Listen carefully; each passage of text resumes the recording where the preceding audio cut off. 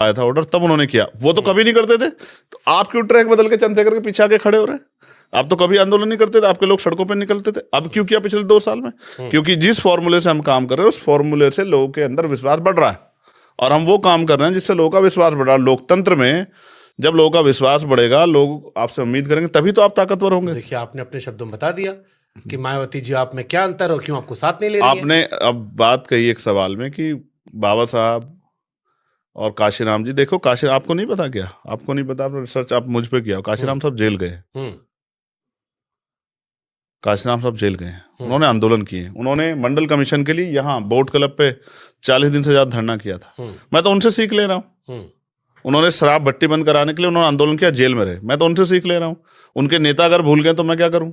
कि उन्होंने तो कहा कि सत्ता संघर्ष से मिलती है, और संघर्ष घर में बैठ के थोड़ा सड़कों पे होता है, तो मैं तो उनसे सीख ले कर रहा हूँ। मेरे नए साल का पहला दिन कहाँ शुरू हुआ? भीमा कोरेगांव में, परिवार के साथ नहीं, समाज के साथ 10 लाख लोगों की भीड़ में नमन करते हुए अपने इतिहास को। 2 तारीख कहाँ शुरू हुई? परभनी में, जहाँ सोमनाथ के परिवार को मार दिया और विवेक वोकाडे जी जो हैं वो इस पीड़ा से शहीद हो गए। तीसरे दिन की शुरुआत कहाँ हुई?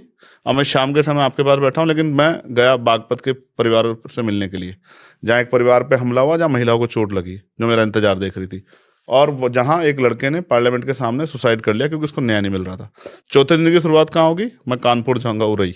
आप समझो ना, मैं अपनी ड्यूटी कर रहा हूँ और मैं किसी का कोई नुकसान नहीं कर रहा हूँ, मैं अपना काम कर रहा हूँ। चंद्रशेखर की लड़ाई जो है वो किस बात की? सोशल डिस्क्रिमिनेशन को लेकर है या रिलीजियस लड़ाई है?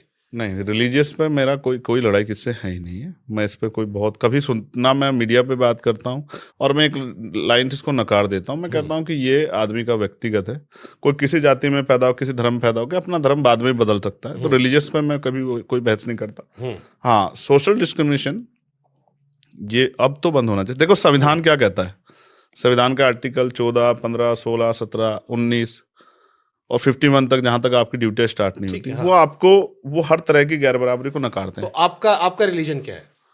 आप हिंदू हो, बुद्धिस्ट हो, एथिस्ट हो, क्या हो? मैं इंसान हूँ, मैं सभी धर्मों का सम्मान फिर भी कुछ करता तो टिक मारते होगे ना। वो तो अक्षय कुमार का डायलॉग है कि मैं इंडियन टिक कर देता हूँ, बट प्रैक्टिकल लाइफ में कुछ तो लिखते होगे ना।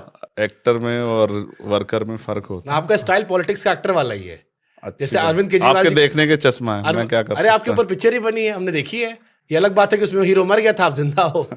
गोली तो मैंने भी खाई। आर्टिकल 15। हाँ, मैं आपसे ये कह रहा हूँ, देखो मैं जाति के आधार पे शेड्यूल कास्ट में, क्योंकि हमने तो बनाई नहीं व्यवस्था, एक जाति है चमार, जिसको हम यहाँ वेस्ट में जाटव कहते हैं, मैं उसमें पैदा हुआ।